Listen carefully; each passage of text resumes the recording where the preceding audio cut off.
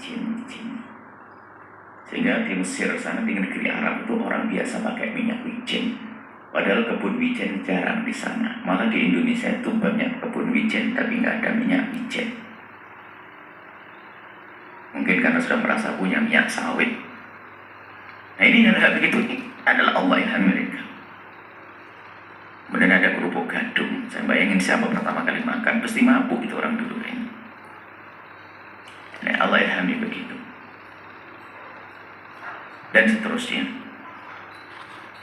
Dan ada yang tiba-tiba beracun, pohon beracun dan sebagainya. Nabatin syatta, bermacam-macam tumbuhan, bermacam-macam muka bumi. Dan setelah Allah menciptakan itu semuanya, ternyata untuk kita kulu wara'u an'amakum, nikmati mereka, makan.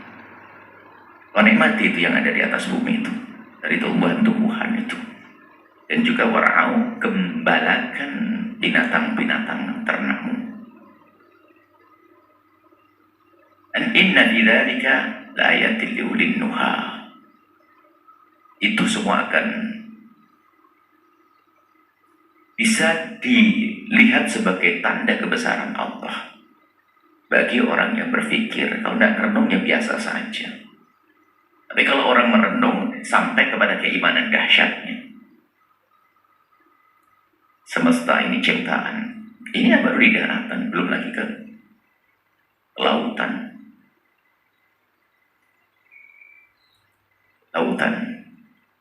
Jadi itu artinya ada sesuatu yang memang kita tidak tahu, dan kita biasanya hanya paham mengetahui sesuatu yang selama ini biasa dengan kita. Di dalam lautan sendiri mana mungkin orang yang tidak pernah melihat gambar-gambar. Kalau di lautan itu indah, ada pohon-pohonan di dalam laut, ada bunga-bunga dan sebagainya. Gimana? Air kok. Subhanallah, beberapa waktu yang lalu kita masuk satu pulau.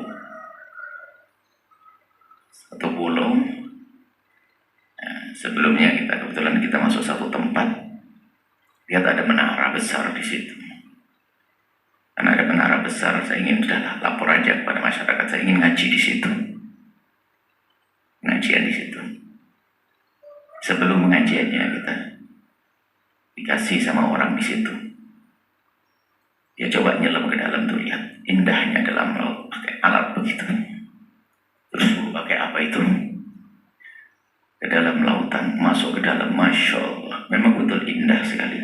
Sepertinya lebih indah daripada yang di darat. Kita perhatikan pohon kayak hidup, karena air itu kayak goyang-goyang, kayak keterpa angin gitu. Nah, bagi orang yang ulil nuha, yang punya kecerdasan hati dan pikir, dia akan mengatakan subhanallah. Subhanallah, di dalam lautan ada tumbuhan semacam itu. Dan karang-karangnya yang indah dan seterusnya. Ini masuk bumi, di atas bumi. Makanya kita jangan membuat kerusakan di atas bumi, mengeksploitasi atau menggunakan menanam dengan cara yang salah. Ada sekarang yang orang merusak bumi dengan cara menggunakan pupuk-pupuk yang instan, kemudian cepat menghasilkan pertanian, setelah itu tanah tandus dan sebagainya. Kalau bicara tentang bumi, kalau bicara keindahan saja, pernah suatu ketika negeri kita ini kan negeri makmur. Ayo pandai mengolah. Jadi kita ini sebagai orang syukur kalau kita perhatikan. Sehingga kerjaan kita hanya mengeluh saja selama tidak diberi apa-apa oleh Allah. Waktu itu ada yang datang ke sini, orang yang mengerti tentang pengolahan tanah. Kita di sini bahwa di Jepang itu penghasilan padi itu bisa 4 kali lipat. Misalnya 1 hektar dapat berapa kuintal begitu. Di sana bisa 3 sampai 4 kali lipat. Padahal tanah yang sudah pernah tandus karena bom waktu Nagasaki dan Hiroshima. Ayo. Tapi kenapa kita tidak bisa mengolah dengan baik? Seperti itu tadi, kita bukan ulil nuha. kurang mensyukuri. Kurang mensyukuri karunia Allah Subhanahu wa Ta'ala, tidak memberdayakan apa yang Allah berikan kepada kita sebaik-baiknya. Kita bisa membuat sesuatu itu indah, bersih. Berpikir panjang itu penting. Maka sama orang yang hidup-hidup di pinggir hutan, mungkin kalau cara berpikirnya rendah. Kalau ingin manen buah itu kalau repot, ditebang pohonnya, diambil buahnya. Tahun depan nggak ada lagi pohon untuk buah. Nah, kan begitu. Kadang-kadang kita seperti itu.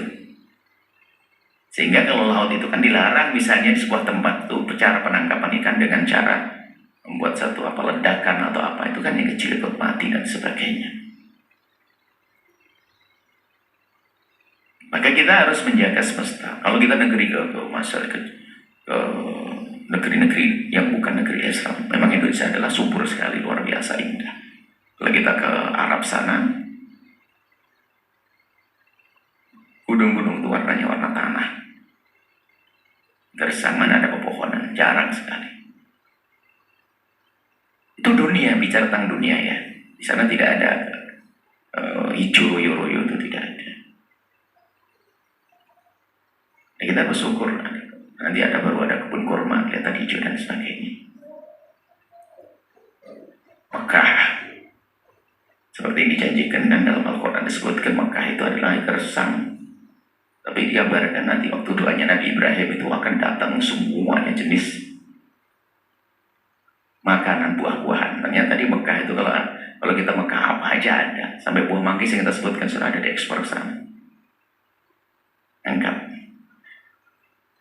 Ini untuk merenung, makanya kita harus cerdas. Jangan sampai kita gampang mengeluh, gak bisa ini, bisa. Apalagi negeri kita sampai ibaratnya itu kayu dilempar atau akan tumbuh jadi pohon.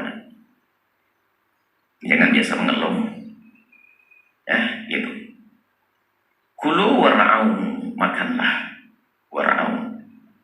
Dan gembalakan. Ini isyarat bahwasanya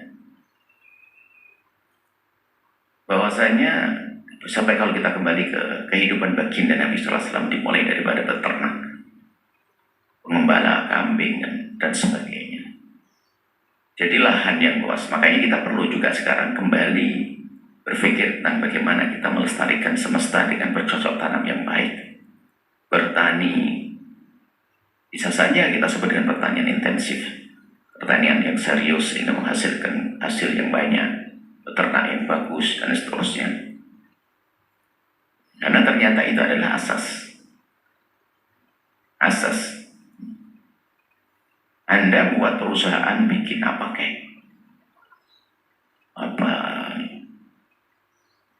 kaca, baju, meja, kursi, apa saja deh. Tapi kalau nggak ada perkebunan sama peternakan, Anda makan apa? Dan Nabi Musa sendiri waktu itu pertama kali ke kisah Nabi Musa ke Madian, waktu perjanjian dengan mertuanya, itu juga berternak kambing. Maksudnya Anda jangan gengsi dengan kerjaan sekarang, kan orang pada berbondong-bondong, kalau bahasanya laron-laron, berbondong pergi ke kota ya, laron-laron desa berbondong pergi ke kota ya. Misalnya sampai di sana ternyata hilang iman, kadang-kadang hilang tradisi kebaikan dan sebagainya. Dan jangan sekampang silau dengan kebiar-kebiar semacam itu. Kita bisa menikmati kehidupan di kampung kita sendiri, membiasakan dengan seperti itu kembali, dengan cara hidup yang sehat. Maka ulil nuha berpikir, orang cerdas berpikir, ternyata itu karunia Allah. Minha, nah setelah itu akan kita suruh berpikir, minha khalaqnakum, dari bumi itulah Allah, khalaqnakum, kami menciptakan kalian. Allah menciptakan kita dari bumi, khalaqnakum, wa fiha nu'idukum, dan nanti akan dikembalikan lagi ke bumi, ditanam kita. Setelah ditanam, hilang jasad kita, ternyata berubah jadi tanah, balik ke asal. Wa minha nukhrijukum, kemudian dari bumi itulah nanti kita akan dikeluarkan kembali taratan ukhra, kembali. Jadi ada proses kita dari bumi, dari tanah. Cuman kalau kita adalah dari rahim ibunda kan begitu, kita angkat ke atas. Diberitakan dalam Al-Quran, Adam dan dalam hadis Nabi dalam Al-Quran tentang asal kita adalah turab, Nabi Adam kembali pada turab. Dan ini minha khalaqnakum wa fiha nu'idukum minha nukhrijukum taratan ukhra, ini juga pernah dibaca Nabi baginda di saat mengubur jenazah. Maka dianjurkan kalau kita mengubur mayat seperti itu, agar sadar diri kita bahwa saja kita dari tanah, hidup yang dari tanah, nanti dikembalikan lagi, nanti dibangkiti lagi, nanti menabur, nanti bagi nanti mengucapkan minha khalaqnakum wa fiha nu'idukum minha nukhrijukum taratan ukhra. Ini adalah bahan renungan sebetulnya, sehingga perjalanan terpenting dalam hidup manusia itu banyak merenungi tentang keagungan ciptaan Allah untuk menumbuhkan kekuatan iman dan untuk menumbuhkan syukur. Jadi kita perlu banyak merenung supaya kita tidak gampang menjadi orang yang kalut, menjadi orang yang naudzubillah putus asa. Nah, ini perlu orang-orang cerdas di semesta ini, bumi ini. Keberadaan kita tidak ada yang kurang sebetulnya. Yang menjadi kurang adalah ketamaan kita, cara hidup kita yang salah. Cara hidup kita yang salah, tidak mengikuti apa yang Allah hadirkan dari bimbingan-bimbingan tentang keimanan juga. Jadi kita itu butuh merenung, menumbuhkan keimanan, menumbuhkan keimanan yang kuat, merenung. Kalau kita kembali kepada ilmu akidah yang diajar oleh para ulama untuk sampai iman kepada Allah Subhanahu wa Ta'ala. Dan memang iman adalah karunia yang Allah berikan ke hati seorang hamba. Kadang tanpa harus adanya dialog-dialog dan tafakur itu, tiba-tiba Allah berikan kepada hati seorang hamba itu iman. Tetapi untuk menguatkan atau untuk memahamkan hati agar iman, pikiran agar sampai kepada keimanan, perlu dialog. Diajak berdiskusi, jarak ngobrol tentang penciptaan manusia, tentang manusia itu sendiri. Suruh melihat kepada diri kita sendiri. Ini ilmu keimanan. Nah, ini dialognya dengan siapa? Dengan Firaun. Dan kita tidak seburuk Firaun. Tidak seburuk Firaun. Maka menguatkan iman, merenung. Ini Firaun diajak diskusi oleh Nabi Musa. Suruh mikir, kita tuh dari ini. Kita tuh bumi dan semesta, ini adalah karunia dari Allah semua. Dan kamu itu bukan Tuhan. Dan kita pun tidak boleh ikut madhabnya Fir'aun, biarpun tidak mengaku Tuhan. Di saat kita mengurusi dunia ini, semesta ini adalah seolah kita tidak punya Tuhan. Itu kan bahaya, hanya mengandalkan ilmu teknologi kita. Di dalam dunia pertanian, dunia apapun, lupa bahwasanya itu semua adalah dari Allah Subhanahu wa Ta'ala. Ini bicara tentang darat. Ada kan bicara tentang bagaimana di bumi, di lautan. Allah telah mentaskhir, menundukkan lautan. Kalau tidak, nggak akan ada yang bisa menangkap ikan di tengah laut sana. Dan bagaimana lautan itu? Coba berpikir juga. Kalau kita tidak ada pernah ada yang ngasih makan, ikannya gede-gede. Tapi itu kan di kolam kita ini, kalau kita ngasih makan kurus, nggak cepat gede, nggak cepat gemuk.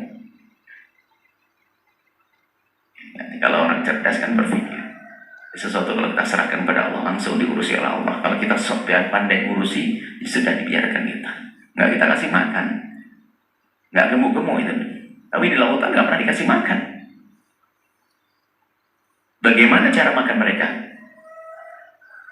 Allah yang menciptakan lautan dan yang ada di dalamnya. Bagaimana cara makannya? Ikan segede itu makanannya itu orang 3 aja masuk dalam perutnya. Tapi tidak pernah ada orang masuk. Tapi kok dia kenyang? Allah. Kalau kita kan perlu merenung kayak begitu. Di sini ada disebutkan tentang. Jadi di dialog keimanan Tidak boleh kita pasrah bahwasanya hanya sekedar ya kalau memang dapat hidayah kan dapat hidayah, kalau enggak, tidak. Kita perlu belajar memahamkan diri kita, belajar seperti ini. Dan di saat kita mengajari orang harus khusnudzon ya tadi. Sayyidina Musa itu nggak pernah berprasangka buruk kalau Fir'aun nggak mau dengar. Ya suruh datanglah kepada Fir'aun, datang dia, tidak usah aduh keras kepala, udah raja begitu masa mau dengar, enggak. Sayyidina Musa datang dan menjelaskan jelentreh tentang bagaimana suku merenung Fir'aun. Kau bisa makan enak dan sebagainya, kau bisa begini, ini kan dari Allah, bukan maksudnya pemahaman sederhana, kan bukan kamu yang buat Fir'aun gitu kan Fir'aun tahu sendiri. Nah Fir'aun bukan yang menumbuhkan pertumbuhan itu, bukan ini. Sehingga isyarat oleh Nuha itu ya orang cerdas. Berarti Fir'aun itu kelihatannya pinter Fir'aun, pandai membohongi orang dan sebagainya, ditundukkan dengan cara berpikir. Sehingga dia pengen mengalihkan tadi kisahnya, pengen mengalihkan dari perbincangannya. Kalau omongan Fir'aun Musa itu logis, masuk akal.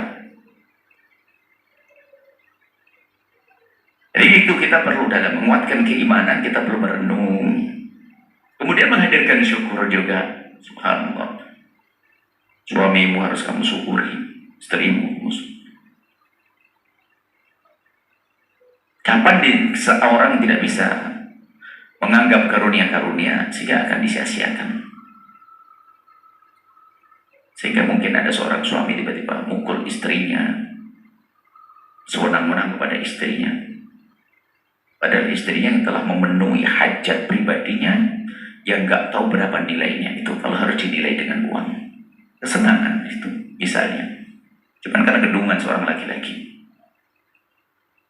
Itu karunia dari Allah. Begitu juga seorang wanita yang punya iman, yang aku punya iman Allah, suaminya. Kemudian pandang anak, merenung anak. Ini sebetulnya ilmu merenung itu penting sekali sehingga tafakkur. Kan iman tafakkur anak. Jangan sampai Anda ini, jangan sampai semoga Anda orang beruntung dengan anak-anak yang punya anak misalnya. Sudah capek mengandungnya, melahirkan, membesarkannya. Suruh baca kisah-kisah anak-anak durhaka itu kan karena pendidikan yang salah dari orang tua. Orang tuanya dibunuh. Orang tuanya diseksa gara-gara hanya minta uang saja tidak dikasih. Alangkah menyakitkannya. Apalagi kita merasa bahwa saya menggedihkan seorang bapak membesarkannya. Mungkin seorang bapak hanya mengatakan tuh anak kurang ajar banget kan begitu. Padahal kurang ajar anak karena bapaknya salah didik. Dan dengan siapa anak Anda bergaul? Jangan mengatakan, wah susah. Bukan, Anda tidak mengarahkan dari kecil. Dari kecil kan ikut Anda, patuh kepada Anda. Dia tidak punya kemampuan berpikir waktu itu masih balita. Dia ikut saja, nempel kepada Anda. Tiba-tiba di saat besar menjadi berubah, pasti salah dalam mendidiknya, kan begitu. Di saat sang anak gede, orang tua sudah mulai lemah, kasar, tidak peduli dan sebagainya. Bahkan maksa ayahnya untuk tanda tangan menyerahkan hartanya untuk jadi miliknya. Diam-diam terlintas hatinya, kapan bapak mati, ibuku mati. Ayo, jangan disalahkan anak. Berarti kita perlu merenung, kurang kita mendidik anak. Di mana anak kita sekolah? Begitu. Ini kan bahasa renungan semuanya. Bahkan kalau kita teruskan bacaan sampai bawah ini nanti adalah ternyata dialog dengan orang seperti Fir'aun itu pakai, bukan sekedar pakai doa-doa begitu merenung. Ia berdoa. Anakmu ada di mana?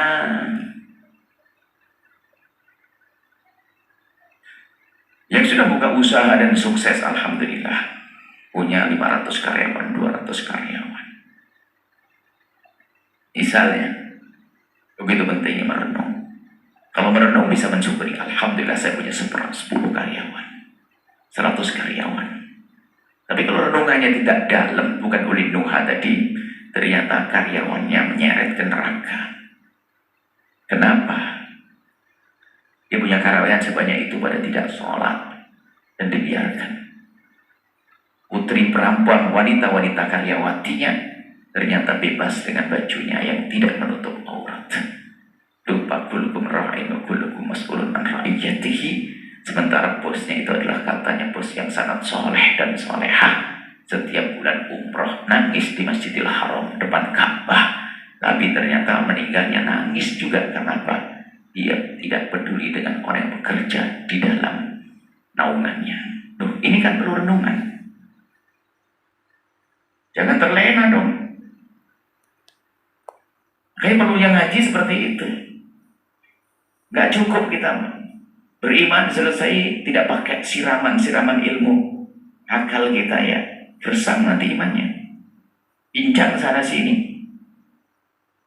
Coba ini kita hadirkan memang singkat saja, urusan pembantu saja kayaknya kita berantakan. Bahkan dengan tegas kami sampaikan, Anda tidak usahlah berpikir bantu pesantren Al-Bahjah dengan sedekah sunnah Anda. Lebih baik uang Anda gunakan untuk menutup aurat karyawati Anda. Belikan baju-baju menutup aurat dengan perjanjian. Itu wajib malah. Kalau bantu pesantren baca sunnah. Loh, kami ngomong begini pun juga hasil renungan. Kalau enggak saya hanya egois. Pengen pondoknya gede contohnya. Ini bos-bos ini karyawatinya baca menutup aurat kan kacau nanti. Saya dosa juga. Saya juga merenung juga. Kalau saya tidak mengajar renungan, saya hanya pondok cepat besar. Allah bangunan.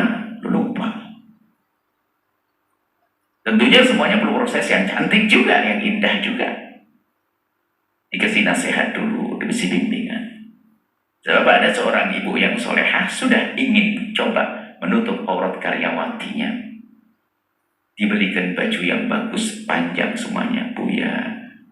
Sampai di rumah dipakai minggu depan sudah dipotong. Innalillah, kurang wawasan. Itu namanya nasib. Di dunianya pun dia adalah jika terlalu muncul, di akhirat juga sengsara. Kayaknya perlu kita bimbing mereka. Ya, kita perlu menghadirkan renungan. Karunia Allah banyak sekali Allah berikan kepada kita. Jangan sampai tidak kita syukur. Bicara tentang kehidupan juga, kalau ini kan urusan kenikmatan kehidupan. Ada orang sehari ini mengatakan dirinya fakir. Fakir itu gimana sih? Yang pernah permasalahkan fakirnya hati, tidak pernah bersyukur dengan karunia Allah. Kita ingin tahu ya paling fakir di hari ini cara makannya kayak apa. Kami masih ingat cara makan 30 tahun yang lalu atau mungkin berapalah 35 tahun yang lalu waktu kita masih kanak-kanak. Begitu sederhananya di kampung-kampung kita lihat orang makan. Sangat sederhana. Motor kan belum ada. Motor yang paling motor merah belakang sana itu. Motor apa tuh Yamaha 74. Yang punya sumur-sumur kan. Urusan pakaian, tidak ada sebagus pakaian yang Anda pakai hari ini. Anda masih ingat bahasanya, sarung itu udah pakai 6 bulan, naik ke atas, ngepir gitu. Ayo, baju robek dijahit lagi. Jahitannya itu terlihat. Perlu yang cantik, cara jahit kadang-kadang di seni. Ini yang orang tua, yang anak mudanya dikasih itu. Empelan apa itu. Pokoknya kita masih di sekolah dengan baju yang sangat sederhana. Pakai sepatu hanya hari Senin saja, sayang sepatunya. Kadang taruh nih, begini, jangan dipakai, biar nggak rusak kan. Sayang, subhanallah, apakah merasa nyungsep kita hari ini? Kenapa Anda sudah baju double masih mengatakan fakir? Tidak syukur kepada Allah. Ini merenung itu penting. Satu telur kasih tepung agar 4 bersaudara, 3 bersaudara bisa makan semuanya. Hari ini mulut 1 4 telur masih mengatakan fakir. Apa yang ada di hati Anda? Ulid nuha. Makanya cara pandang, karena Anda melirik orang di atas Anda, ada urusan dunia Anda terseksa. Karena Anda menyuburus ketamakan Anda, dan muncul nanti ngiri dengki gara-gara kita kurang mensyukuri nikmat Allah. Melihat tetangga beli motor, kita belum tersiksa. Dulu biasa, saya ingat sekolah kita naik sepeda. Ya pun pada akhirnya suatu ketika bisa dibelikan sepeda motor zaman itu. Tapi naik sepeda itu biasa.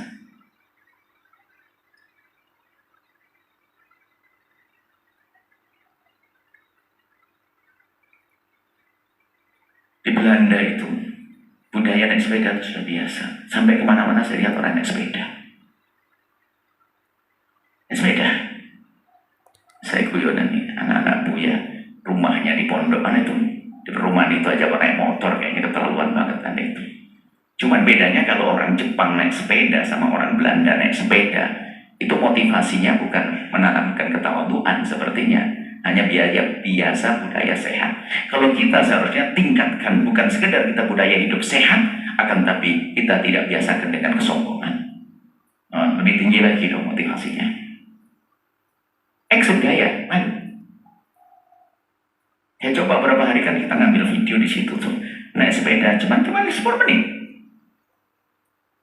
Wah, pemalas nanti cepat tua nanti karena sedikit sehat itulah. Maksudnya apa? Kita jangan gampang merasa terpuruk. Ini kan ya dia bicara Firaun yang di atas kemegahan dia. Ternyata kemegahan yang menjadikan dia sombong, aku Tuhan. Rabbukumul a'la. Wah Tuhan.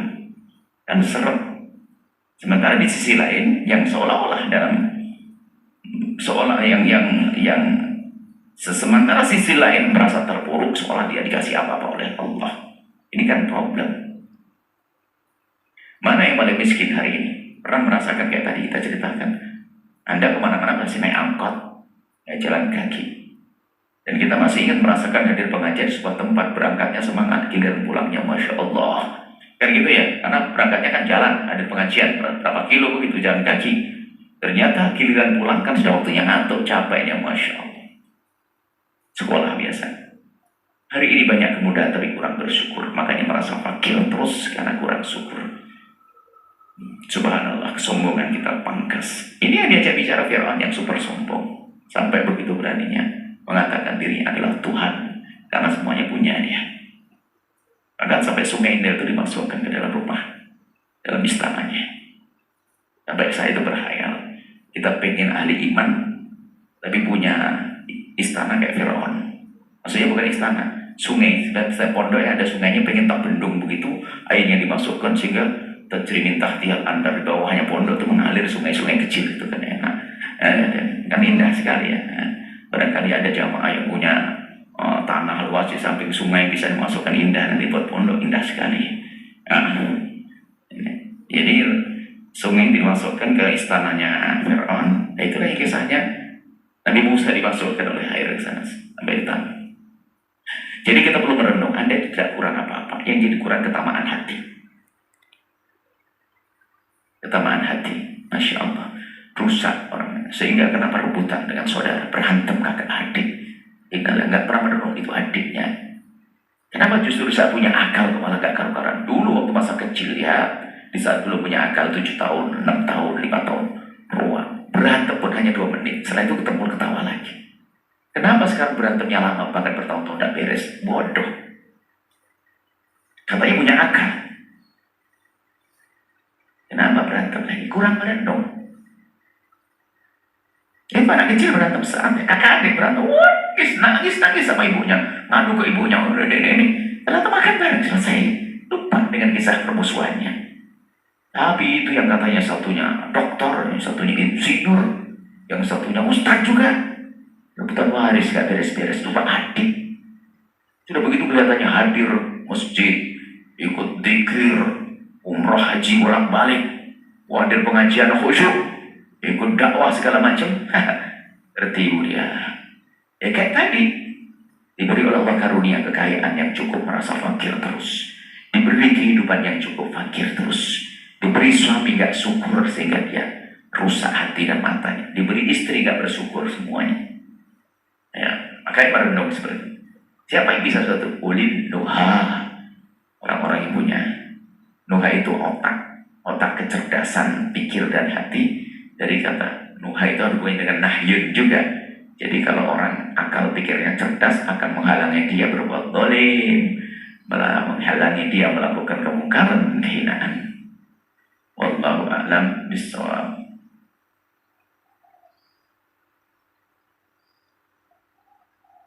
Baik, syukuran jazilan kami haturkan kepada guru kita tercinta Buya Yahya. Semoga apa yang telah beliau sampaikan dapat menjadi ilmu yang bermanfaat dan dapat kita amalkan dalam kehidupan kita sehari-hari. Amin amin Allahumma amin. Baik hadirin pemirsa Ultraja TV dan pendengar setia Radio Genetroid dimanapun Anda berada. Selanjutnya kita memasuki segmen tanya jawab. Dan seperti biasa kami akan berikan kesempatan kepada para pemirsa dan pendengar. Bagi Anda yang ingin bertanya langsung kepada guru kita tercinta Buya Yahya, Anda dapat menghubungi nomor interaktif di 0823 4071 3338. Kami ulangi di 0823 4071 3338. Dan juga kami akan berikan kesempatan kepada para jamaah untuk bertanya. Namun sebelum itu terlebih dahulu kami akan membacakan pertanyaan yang telah datang melalui sosial media. Pertanyaan pertama. Assalamualaikum Buya. Waalaikumsalam. Izin bertanya. Sedang ramai di sosial media tentang kebijakan sebuah universitas yang bekerja sama dengan pinjol untuk membantu mahasiswanya yang menunggak pembayaran uang kuliah. Meskipun pinjol itu sudah lolos OJK atau Otoritas Jasa Keuangan, apakah sebaiknya kita sebagai mahasiswa menggunakannya atau tidak jika memang kepepet? Kalau menggunakan pinjol, takut gak bisa bayar pinjolnya, justru terjerat bunga yang semakin besar. Kalau nggak pakai pinjol, agak bingung juga Buya bayarnya. Mohon nasihatnya Buya. Assalamualaikum warahmatullahi wabarakatuh. Assalamualaikum warahmatullahi wabarakatuh. Lembaga pendidik harus sampai kapanpun punya fungsi mendidik. Dan jangan berubah menjadi lahan eksploitasi atau memeras atau mengambil keuntungan. Jadi harus punya fungsi pendidik, baik namanya madrasah, sekolah, pesantren, termasuk kampus. Tapi kalau sudah nanti lembaga ini ditangani oleh orang-orang yang menjadikan murid itu sebagai lahan untuk sekedar mencari keuntungan dan yang lain sebagainya, itu berubah. Kami tidak bahas tentang kampus dulu deh. Kami akan membaca dari sisi misalnya pondok pesantren saja. Nanti kalau kampus seolah-olah kita musuhan dengan kampus, tidak. Permasalahannya mental. Kalau santri itu sudah tidak kita anggap sebagai lahan pahala, kemudian kita tidak punya fungsi mendidik, maka mungkin seorang kiai atau bunyai memperbanyak santri hanya mikir jualan kerudung sama jualan baju, besok jualan gamis, meres. Bahasanya sederhana, ambil aja bayarnya nanti, kan gitu ya. Santri yang ambil semuanya, besok kirim orang yang nagih. Sedikit terlambat, nggak barokah ya. Duitnya kiai lo ya, udah serem banget itu. Nah, ini kan halus, meres halus. Berarti tidak punya fungsi lagi mendidik. Jadi permasalahannya harus punya fungsi mendidik. Kita mulai dari pesantren itu termasuk kampus. Artinya, apakah itu memberi solusi yang benar dengan itu? Sekarang yang tidak urusan dengan kampus saja, kalau sudah urusan pinjaman online misalnya, terpuruk, tersebutkan lagi sisi keharaman urusan ada riba di dalamnya. Jangan sampai dia akan tertolong sesaat. Akan tapi justru misalnya, ada satu orang di dalam ruangan, dia kedinginan, dia tidak kuat dingin. Atau di ruangan yang panas, dia tidak kuat panas. Kalau kita menolong, kita keluarkan dari tempat yang panas untuk dia tempat yang dingin. Cuman gaya seperti tadi itu begini, dikeluarkan dari tempat dingin, sudah kamu keluar, senang ditolong.